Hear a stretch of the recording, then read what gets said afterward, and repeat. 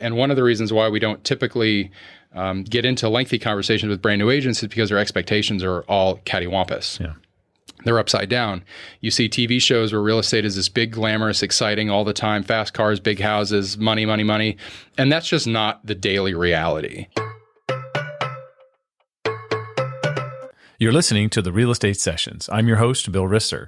Listen in as I interview leaders in our industry, getting their stories and their journeys to the world of real estate. Hi, everybody, and welcome to episode 232 of the Real Estate Sessions podcast. Thank you so much for tuning in. Thank you so much for telling a friend. I'm here in Orlando today in a beautiful recording studio, and we're going to talk a lot about this. Interviewing my guest who happens to be like an integral part of the building of this space. So it's going to be fun talking about it. His name is Jason Schmidt. Jason is president and the designated broker of Stockworth Realty Group. Jason and Stockworth have amazing backstories. I can't wait to talk about them. Jason, welcome to the podcast. Hey, Bill. I'm excited to chat with you and be on. Yeah. This is cool. Look, you have a story that's going to be very fun to tell. Would you agree with that? I've had an interesting go at things, All right, I would good. say. Yeah, I like that. You live and work here in the Orlando area. I do. Can I assume a native Floridian? I am. I'm one of the few born and raised in Orlando. Wow. So that is unique. Let's talk about that. So you've been in Orlando for, I don't know, I'm going to say since the 80s sometime. Yeah, since the 80s. Yeah, I was born at ORMC. My parents, when I was young, moved us out to Claremont, suburb of Orlando, very fast-growing area now. Yeah. But it was a quiet, sleepy town then, and that's where I grew up, and that's where my childhood was. Running around lakes, swamps, dirt, mud, all of that good stuff. It was a good childhood, a good way to grow up. As a relative newcomer to Florida myself, I've only been here since 2017. Mm-hmm. We have an operation in Claremont, and I was blown away by the hills. Yes. There are hills in Florida, and I can see downtown Orlando from Claremont. You can. The moniker of the city of Claremont is Gem of the Hills. Gem of the Hills, yeah. So, or it was then. I think they may have changed it now. So they went out and found an agency to make it a little more modern. They could have, yes. Yeah, that makes sense. It's a marketing exercise. I have this question for someone who grew up in the Orlando area, right? In the shadow of Disney. Yep. And I would think there's good things, bad things, and probably ugly things about living near Disney World, the largest theme park in the world. Yeah. You have an answer for that question? So my mom, career long with Disney, out of high school, she worked for Disney World, moved to LA for a period of time, worked at Disneyland, moved back and was back with Disney World. So she's been with Disney for 40 some years. From that perspective, Disney was very critical in providing me the lifestyle I had when I was a kid. So there's a lot of benefit there. Disney's one of the largest employers in the area. So, of course, Disney has built-in economic benefit to just the greater Central Florida region, as does, Universal and any of the theme parks. But with that, of course, comes a lot of traffic and noise and tourists and all of this. But, the good far outweighs the bad, I think. Yeah, I mean, like for somebody who grew up in California, Southern California, Disney was 90 minutes away. Okay. So we're now in St. Pete, which is about 90 minutes away. We've managed to visit all the different areas. Sure, it's a completely different animal than what Walt built in California, obviously. Oh, the infrastructure in Central Florida for Disney is massive. Yeah. It is several cities large. It's very significant. I try to explain to people there are actual highways, like freeways inside their property, like that are not controlled by the state. They're controlled by Disney. Yeah. Those are their roads. Yeah. But they're freeways. They are. Okay. It's very hard to distinguish when you leave public transit and you enter private property. Yeah. So you've really done a lot of different things in real estate. We're going to talk about that. But I'd like to find out from my guests, were you thinking about this as a kid, like 15-year-old Jason? Were you thinking, man, I can't wait to get out there and start doing some real estate work and some analysis work and working commercial? The answer is most certainly no. Okay. When I was 15, I had wonderful dreams of being a rock star and touring the world and being a famous musician and all of that. And I was, that was going to be what I was going to do. And there was no question in my mind that would be what, if I were sitting here now, what I would be doing as I grew up and became more productive in the world. As it happens, it didn't necessarily work out that way, but I'm glad it went the direction it did, and the experiences I've had along the way, I don't think I would have had One, if it weren't for my early passion for music, and then second, how that took me in different directions and allowed me to meet different people that caused me to be sitting here along the way with you. Right. We'll talk about that. Let's take you up to college. You stayed local. Yep. You went to UCF. I did. Let's talk about the days at UCF and what, once again, music was probably your focus and your passion then. It was. I was a guitar performance major. I mean, I was in kind of keeping with, I was going to be a rock star. I'm like, if I'm going to be a rock star, I'm going to be the best possible rock star I can be. I'm going to go get a degree in music. So, my knowledge and my skill set is beyond reproach. And then that attitude is something that I've kept along the way. But at the time, it was just how I was going to qualify, if you will, my drive and my passion. I was going to go get a degree in it. Yeah. Just sitting here talking to you, and I don't really know this for a fact, but you talk like an engineer. You talk like someone who really likes to be very specific about things. I do. I get some flack from time to time because I qualify almost everything I say, and I tend to not like things to go out unless they're of a certain quality, and that has set me back a ways because very few things can be perfect, and when you try to micromanage things to a level of perfection, you often introduce more problems than you solve, and that's been a big challenge for me personally and professionally to get that part of how I think and how I work just out of the way so I can focus on driving the ball forward. It's really how you're wired, though, if you think about it, right? And the fact that you're as talented a musician as you are is part of that. The fact that some of the things you've done here, in the last 15, 20 years, it's all part of that process. So while it's, once again, maybe has some negative moments, sure, overall it's immensely positive. Yeah. I mean, look, I can't complain right now where I sit, and I've had some great experiences. Yeah. Let's talk about after school, early in your career, right? Yep. So the band's probably still going, and the name of the band was? The most successful band I was in was a band called the Ed Self Band. Okay. Ed was actually my first guitar teacher. So when I started taking guitar lessons when I was a small child, but it was more for my personal benefit. When I decided I wanted to study music in school, I knew that I needed to have a professional teacher that would prepare me for what an academic musician's life would be. Okay. So Ed was my first teacher. I went and started taking lessons with him when I was 15, 16, took lessons with him for a couple of years before I started music school. And when I was 18, I remember the day quite vividly. I had just been accepted to UCF into the music program. And it was the same day Ed asked me to be in his band and be his lead guitar player, and I was really excited, and it was a really cool moment for me. I'd played with him before, just like step in and play and some of this, but that was like my formal invitation to be a member of the band on the same day I was accepted into the UCF guitar program. So it was a cool day, and played with him for of course the years prior, and then a few years afterwards until decided that business was going to be the focus I took. Did the student pass the teacher? No, like this inability. There's I suppose with every student-teacher relationship, there are parts where you get to a certain level where there's a jockeying and jostling back and forth between mentor, mentee, student, teacher. And I think that it is only in those scenarios when both are cognizant and both view each other as peers versus there being a hierarchical relationship, where that's where I think the real opportunity and benefit for growth and on both sides, and particularly in business, if you look that way. Right. I think that's where the greatest capacity for I say moving the ball down the field a lot, but the greatest capacity for moving the ball down the field and being productive for your employees and productive for your family and productive for people in your personal life, and that cognizance, that awareness in the music context. I think we just grew apart a little bit. It was just a natural evolution of things. There's no any one person above the other.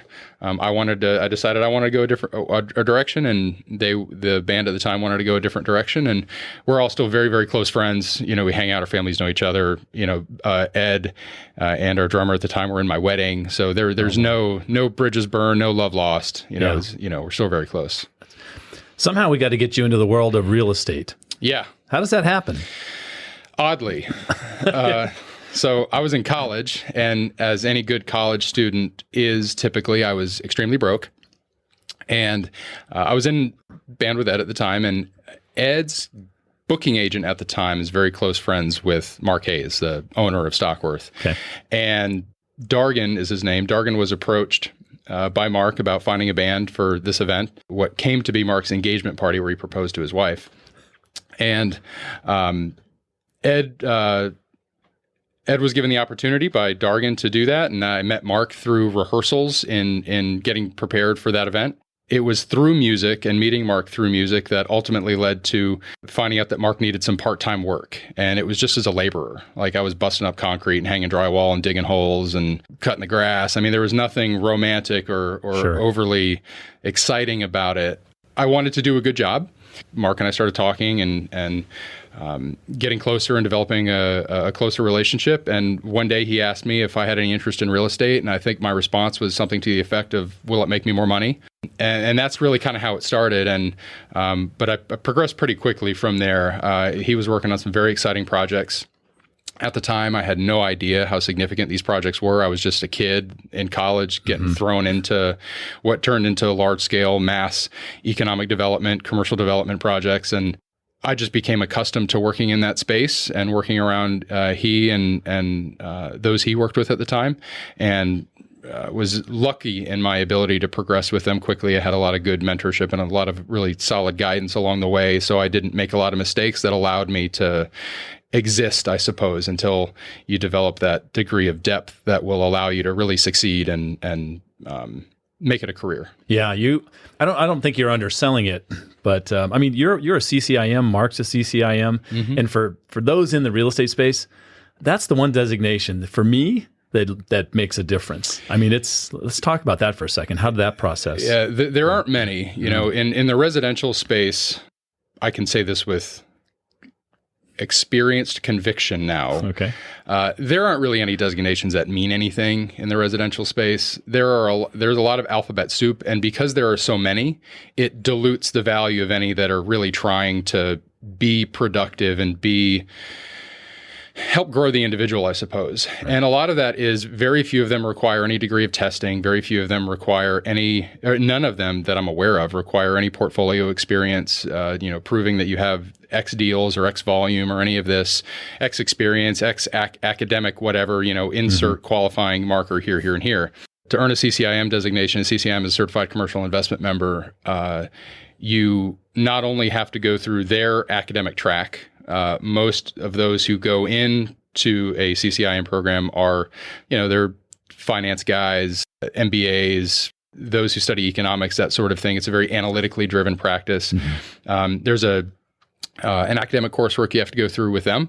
But even if you pass all of that coursework, you then have to submit a qualifying portfolio that allows you to, be worthy, I suppose. It has changed over the years.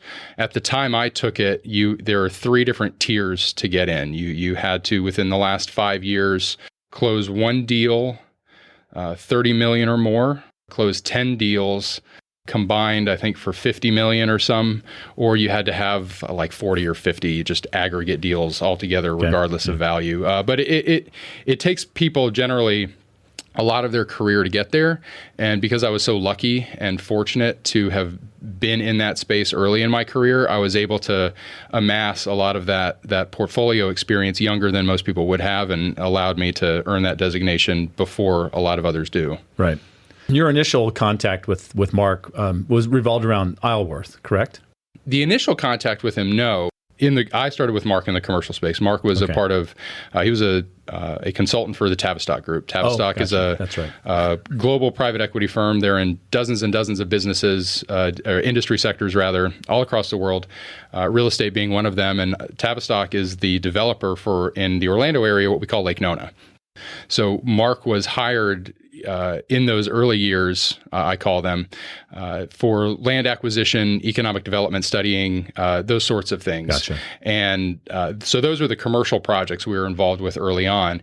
It was later in 2008 or 9 when Mark was first approached by Tavistock to become the president of Isleworth. It took a couple of years. I think that there was maybe an apprehension at the time, thinking of leaving big, large commercial development, economic development, infrastructure projects, those sorts of things to sell homes. Rasesh Thacker, he's a senior managing director of Tavistock today. Sesh and Mark are very, very close friends. And I think he and Mark had a conversation one day about how, though these may be homes, the people you're dealing with are incredibly sophisticated. They're the same people that you work with on the commercial and development side of things. And frankly, the homes that you're selling are kind of the same value as many of the businesses we are working with and are selling. So I think after some jockeying for a little while, Mark agreed to take it. And that was a fun time. So in 2010 was the beginning of Mark assuming the role of president for Isleworth. And at the time, Isleworth was no different than any other real estate market. It suffered the same pain from 2008 as everybody else. And when we stepped in, Isleworth, which is now a major luxury community in the area, and it was then as well, but its sales had declined considerably. And for 5 years, we doubled the sales in Isleworth year over year for 5 years. And it was really because we took a very different approach to how you manage real estate, how you value real estate, how you sell real estate. And it was from the optics of being a commercial developer, an economics analyst, a finance person, and not so much as you've got house A and you have house B, and these are the comps and this is how you're going to value it, and so this compares this, that compares that. We looked at each home like it was its own business, and we pulled out elements of properties that were quantifiable in this way or subjective in that way, and our valuations were built kind of in the same way that you would value a business. You're going to value the assets, right. You're going to value the liabilities, you're going to value the blue sky. You're going to value all of these things that can be quantified or can't be quantified, and then you bundle it up together, and then it turns into a marketing exercise and how you sell it. We found a lot of success doing that. I can imagine these CEOs of companies you're dealing with had to love the approach. It often brought way more positive than negative, but it is interesting though, and something that I found is when you leave the traditional way of doing things, where a way that is so ingrained, almost everyone has some form of expectation. They've had an experience with somebody in the past, so they just think that is going to lead to their experience with you. And residential real estate is very much like that. Mm-hmm. Agents tend to be different iterations of each other. There's a lot of herding in how real estate agents are managed by companies and brokers and all of this. And what we would find is, though many people had a very positive reaction to it, some took it as an opportunity to really dig in. Yeah. And oh, what is that? Oh, are you sure that that's right? And so there were times that it was it helped you sharpen your blade a little bit, where you really had to, in the exercise of trying to quantify sometimes the unquantifiable, having really sharp people dig at you and really push you to be right and push you to give them real information, I think is one of the other experiences that has allowed us to be successful in the areas we are today. Let's talk about Stockworth. Let's talk about how that transition from Isleworth to Stockworth occurred. So Stockworth is a company that was formed by Tavistock in 2006, and the name is Tavistock and Isleworth, and they were brought together. I don't know who within the organization then came up with the name, but that's its origin, and it was not to be overly fluffy, I guess, but it was really trying to pursue excellence in every possible way. When Stockworth was first formed, no agent was allowed to take a listing under $1 million. It was very, very much built to take the overflow business out of the Lake Nona and Isleworth country clubs. So somebody would come into one of the country clubs, they wouldn't find something that they necessarily liked in there. So Stockworth would be the next line of defense in keeping that business in-house and being able to nurture that business. since then, we've grown. We cover all areas of real estate, all sectors, all classes and types. We have a property management company.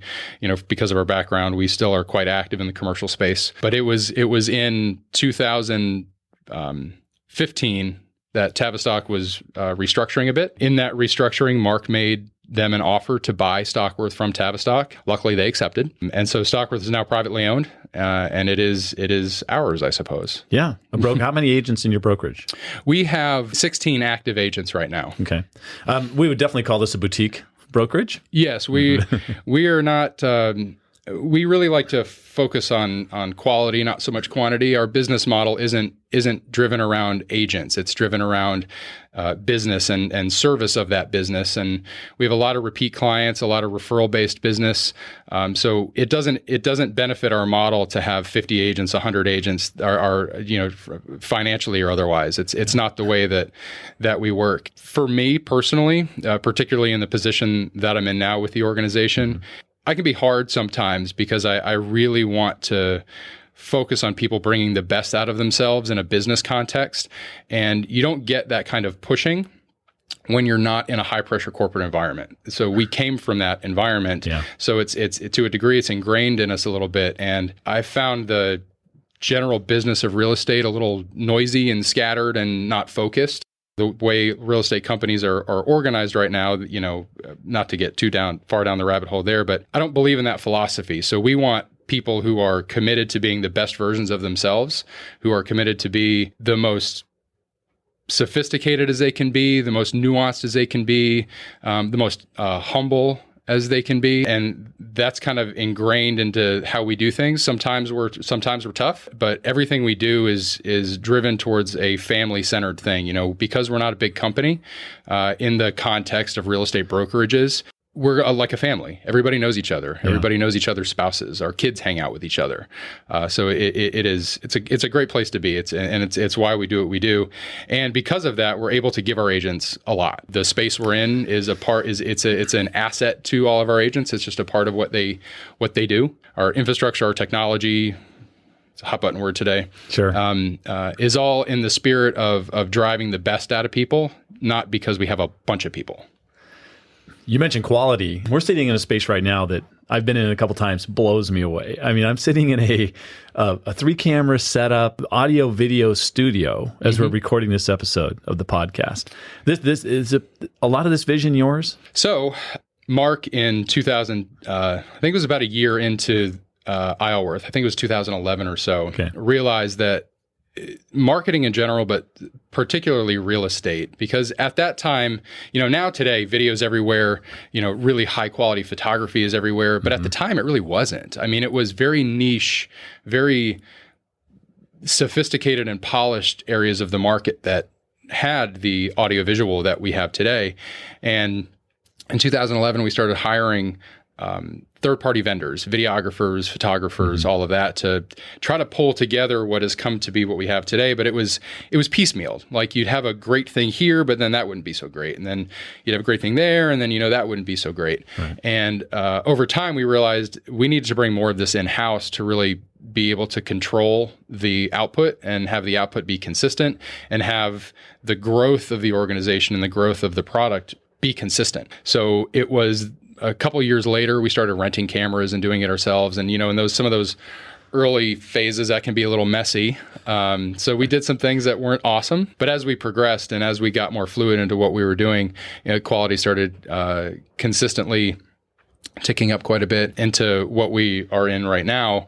We have a full-time production staff that manages all of this for us and does a really great job. In the early stages of this building, we had talked about in the early context of our conversations being that we needed to transition to video in a meaningful fashion.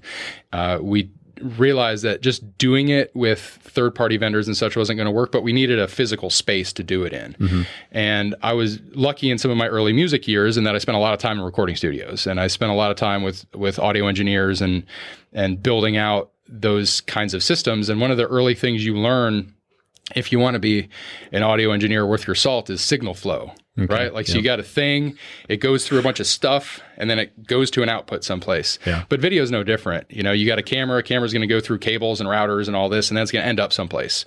We were able Mark had a great vision to build this.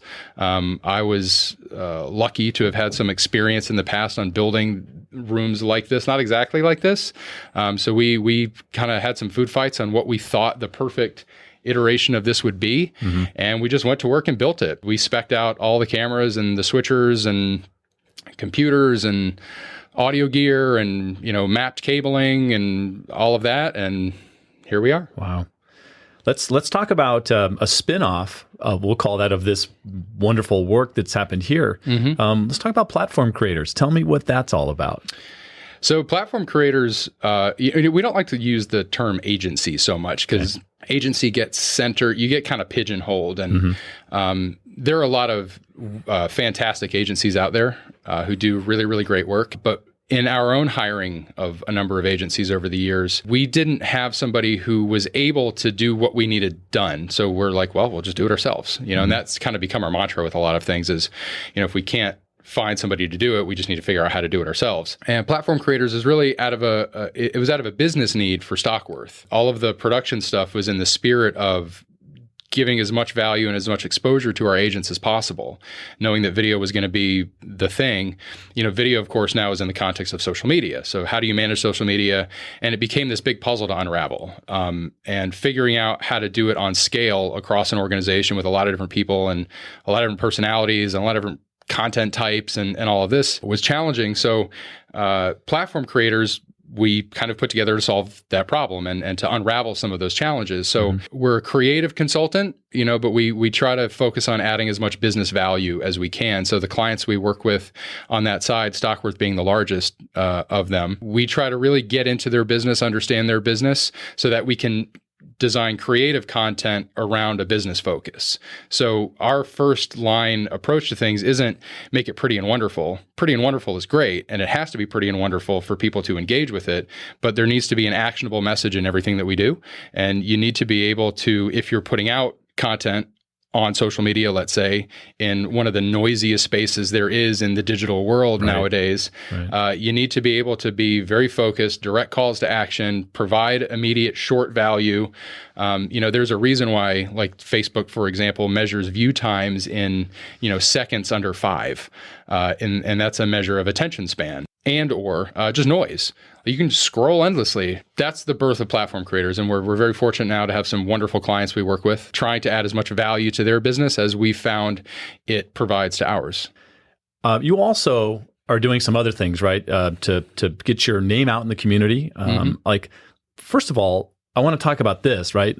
I have this in my hands, and it's for those listening, and it's called the Schmidt Report. This is very impressive, and I like the subheader: Your Tool to Understanding Central Florida's Real Estate Market. Yeah, this is something you prepare and create, and this is that part, that side of you that we were talking about earlier, right? That really wants to prepare something that's top notch, valuable, that people can use. Talk about what this is doing for you and the company. Its birth was a hybrid between what at the time our agents at Isleworth and Stockworth together needed. In the early years of Stockworth, Stockworth and Isleworth were in the same building, Stockworth Realty rather. So there was a lot of cross-pollination back and forth. You had agents chatting with each other, and I would encounter a lot of similar issues or similar questions rather. On the market, what's happening, what's going on, why, that sort of things. How do we think about projecting into the future?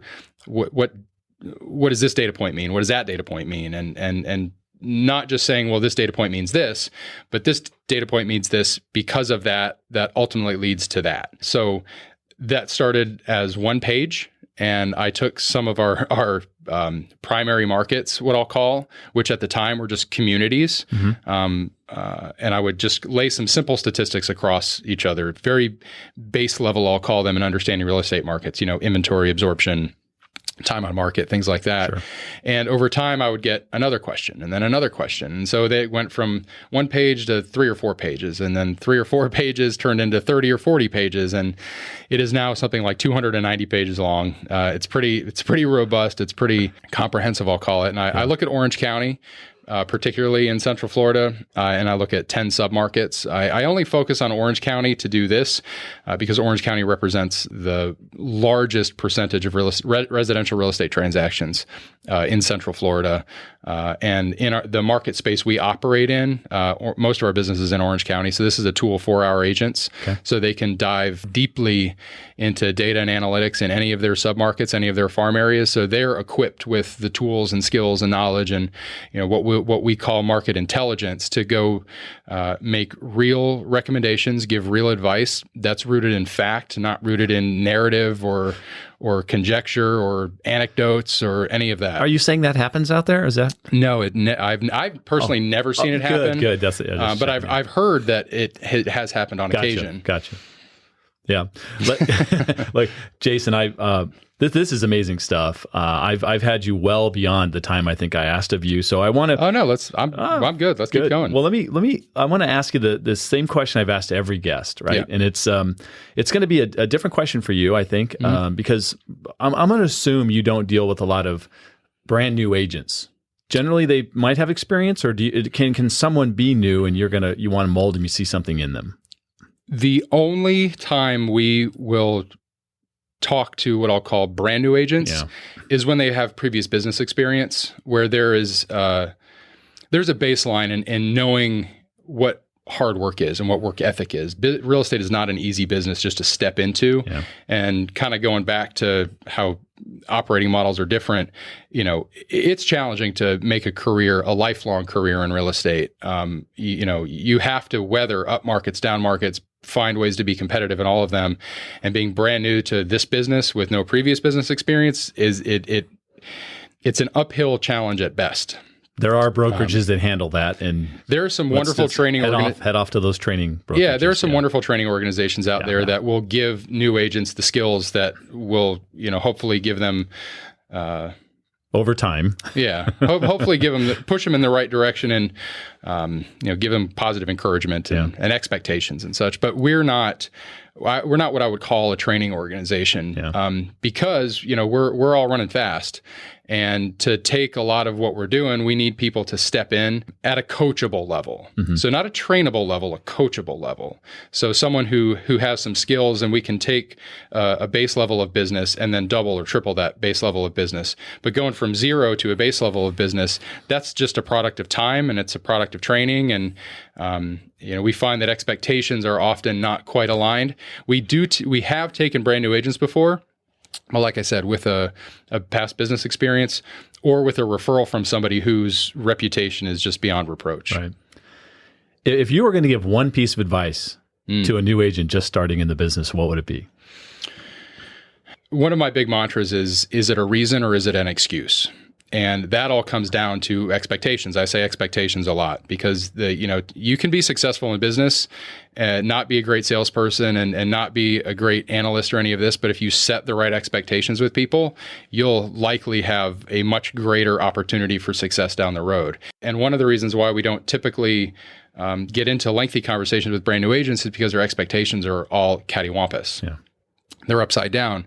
You see TV shows where real estate is this big, glamorous, exciting all the time, fast cars, big houses, money, money, money. And that's just not the daily reality. And we find people think real estate's a get-rich-quick scheme, like that you can hop into real estate, flip some houses, make a lot of money, and it's amazing. It's one of the most competitive business sectors I've ever encountered. I've looked at a lot of them over the years in a lot of different ways. Margins aren't huge, and you've got to constantly be out in front of the next person if you're going to stay competitive. And new agents, it's going to be make sure this is the business you really want to be in. Find a mentor, find somebody you can talk to who's got experience in the business. Let them give you a real day in the life. Like, you got to get up at this time. You need to do this. This is what prospecting looks like. This is what a transaction looks like. This is what, on any given day, a real estate agent has to be a market expert. They have to be a counselor. They have to be, a courier. The number of hats you have to wear is mind-boggling, and it takes a certain type of personality to be able to succeed in that type of world. It's not show up at 9, do these 3 things, and then go home at 5. You need to be rounded in a lot of different areas, and you can only get that context as a new agent if you get that context from somebody else. Because if you just are thrown from, the frying pan into the fire, nothing good comes from that. Tell me, do you do any speaking? Are you out there talking at to different groups, either on the commercial level or the residential level? I think you should be. I'm just. I speak to our company a lot, but getting out and speaking is something that is on my radar now. Good. Mark is aggressively nudging me. I know Mark a little bit. You're being very kind, I think. No, he's good. He is. Yeah, he's being very very consistent in his telling me I should be doing that. Yeah. Well, how anyone listening to this episode, how do they get in touch with you? You can email me. My email is jschmidt@stockworth.com. Our main office line is 407-909-5900. But I'm happy to chat with people about a lot of different things. I get emails and calls from real estate agents and other companies every now and then, just asking for advice on this, that, or the other thing. They saw me on some video, or one of our agents said, you want this analytical answer, maybe Jason might be able to help you. And I just enjoy talking to people in the areas I'm interested in: audio, video, analysis, tech. Happy to chat with anybody about most things in this business. Jason, thank you so much for your time today. This really was one of my favorite episodes. This was so fun to come in here and have this whole setup. Yeah. Thank you very much. Bill, thank you. Thank you for listening to the Real Estate Sessions podcast. To leave a review or rating, go to ratethispodcast.com/RE sessions. You can also subscribe to the podcast at your favorite podcast listening app. Finally, you can go to therealestatesessions.com and subscribe to our email newsletter and be notified whenever a new episode is released.